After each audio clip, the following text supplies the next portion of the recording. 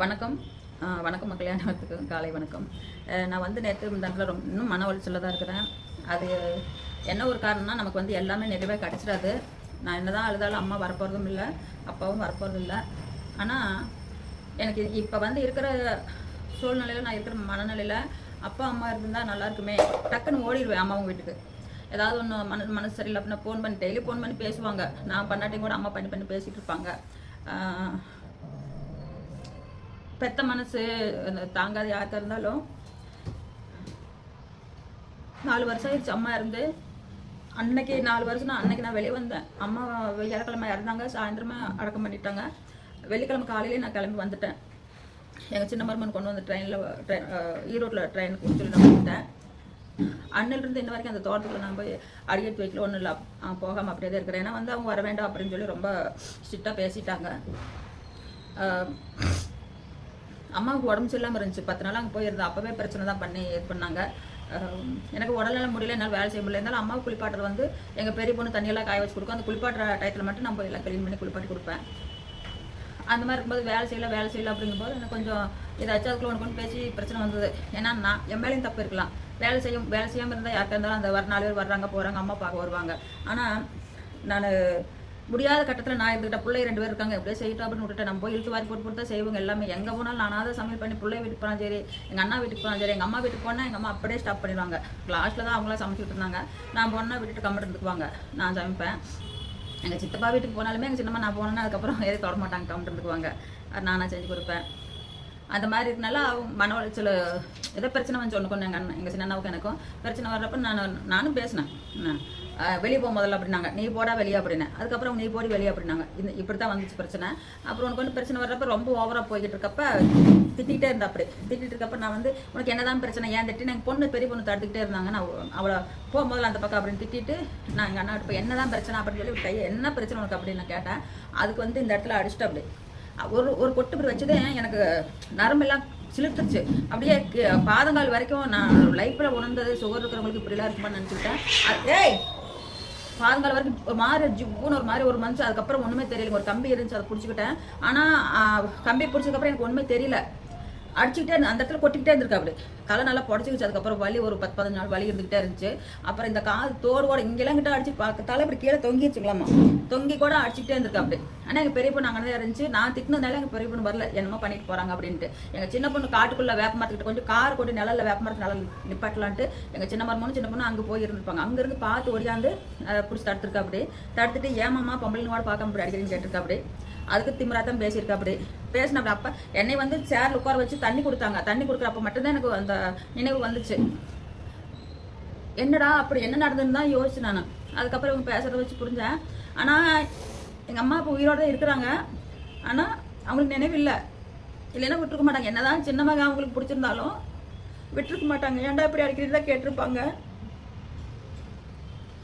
அம்மா ஒரு 2 வருஷமா நான் அம்மா கூட பேசாமே போயிட்டேன். ஏன்னு பேசுவேன். எங்கள் அண்ணாவுக்கு ஒரு 1.5 லட்ச ரூபா கடன் கொடுத்துருந்தேன். கடன்னா என்னுடைய தாய் கொடி வச்சு தான் கொடுத்துருந்தேன். அதை எங்கள் அப்பா செஞ்சு போட்டது தான்.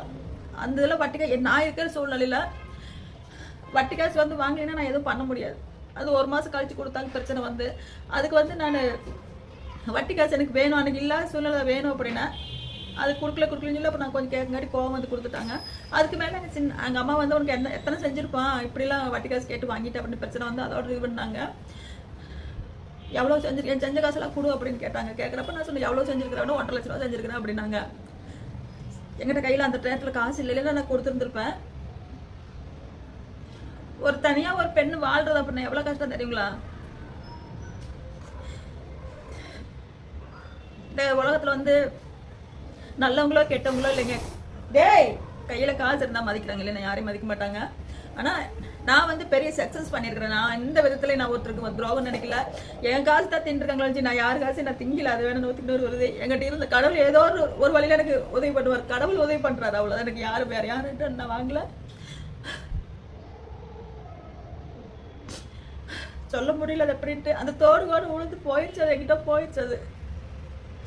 அது எப்படி போச்சோ எங்கே போச்சுன்னு தெரியல. அது போயிடுச்சு. தொலை பார்த்தாங்க கிடைக்கல. ஏதாவது மண்ணுக்குள்ளே இது போயிருந்திருக்கும்.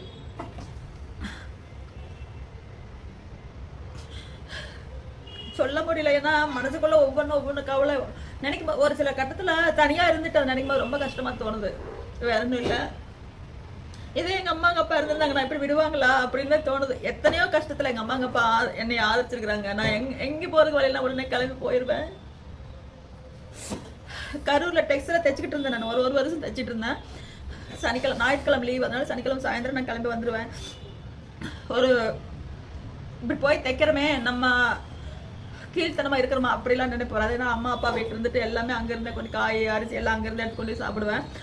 ஒரு அப்பா அம்மா எப்படி ஒரு பொசிஷன்ல வாழ்ந்தாங்களோ அதுதான் நான் நினைச்சிட்டு இருப்பேன்.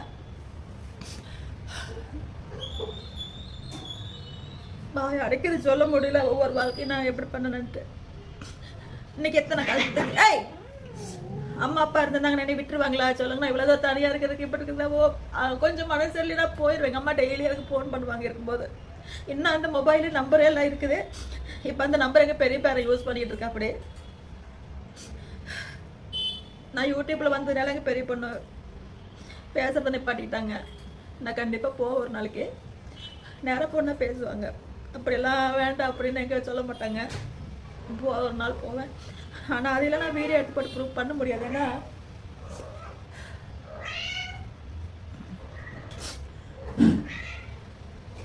எனக்கு சொல்ல முடியலன்னுட்டு ஒவ்வொருத்தருட்டும் ஒரு இது இருக்கு. நான் செம்ம டேலண்டடு. நார்மல் டேலண்ட் இருக்காது. எனக்கு படிக்க தெரியாது. ரெண்டாவது நான் படிச்சிருந்தேன். ஆனால் இருந்தாலும் இன்னைக்கு என்னென்ன பண்ணணும், என்ன பண்ணணும், எப்படிலாம் பொண்ணுக்கு MBA வரைக்கும் படிக்க வச்சு அப்படிங்கிறது வந்து ஒரு த்ரில்லிங்கான விஷயம் தான். அதை 10 பைசா கையில் காசு இல்லை. நகை இருந்துச்சு, கையில் காசு இல்லை. எப்படியெல்லாம் நாங்கள் கஷ்டப்பட்டோம். ஹைதராபாத் வரைக்கும் போய் ஒரு சர்டிஃபிகேட்டுக்காக போய் அலைஞ்சு நைட்டாக போய் திங்கக்கிழமை அன்னைக்கு சொல்லுது வியாழக்கிழமை சப்மிட் பண்ணணுமா, அந்த சர்டிஃபிகேட் வேணும் அப்படின்ட்டு. அதுக்கு நான் எப்படி போனேன், காசு இல்லாமல் எப்படி வந்தேன் அப்படிங்கிறது எனக்கு தான் தெரியும். கோயம்புத்தூர்லேருந்து ஹைதராபாத் வரைக்கும் இன்ஜின் மேலே உட்காந்துட்டு போனேன். ஏன்னா வேறு வழி இல்லை எனக்கு. அப்படித்தான் போனேன். அவ்வளோ போயிட்டு வந்து அந்த டயத்தை கரெக்டாக கொண்டு வந்து கொடுத்து. அப்போல்லாம் உடம்புல கொஞ்சம் தெம்பு இருந்துச்சு. டென்ஷன் தான். அந்த டென்ஷன்னால எனக்கு உடம்பு இவ்வளோ தூரம் முடியாமல் போயிடுச்சு. ஒன்று சொல்கிறேன், தாய் தாப்பனை யாருமே வந்து புண்படுத்திடாதீங்க. நான் சொல்கிறேன், எங்கள் அப்பா மேலே நான் எந்த இது புண்படுத்தலை. என்ன ஒரு சில கர்ம வினைன்னு ஒன்று இருக்கும் பாருங்க. அது என்ன கர்மமோ எனக்கு தெரியல. நான் செஞ்சிருப்பேன் தான் கர்மம். அதனால இந்த பலன் தனியாக வந்து அனாதையாக இருக்கணும்னு ஒரு தலையில் தெரிஞ்சிருக்குது. அதை அனுபவிச்சுதான் ஆகணும். நான் எத்தனை அழுதாலும் அது வரப்போது கிடையாது. அனுபவிச்சுதான் ஆகணும். கண்டிப்பாக ஏதோ ஒரு நாளைக்கு விடிவு காலம் கிடைக்கும் அப்படின்னு பார்க்குறேன். இல்லையா நான் நினச்சிட்டு இருக்கிறேன் ஒன்று யாருக்கிட்டவும் போய் உட்காந்து சாப்பிட்டு இருக்கக்கூடாது. தனியாக நம்மளே ஏதோ ஒன்று பண்ணிக்கணும் அப்படின்ட்டு நான் நினச்சிட்டு இருக்கிறேன். கடவுள் எப்படி விட்டுருக்கான்னு தெரியல. நன்றி, வணக்கம். எனக்கு கொஞ்சம் ஆதரவு கொடுங்க இந்த யூடியூப்ல. அதாவது ஒரு சந்தோஷம் கிடைக்கும்.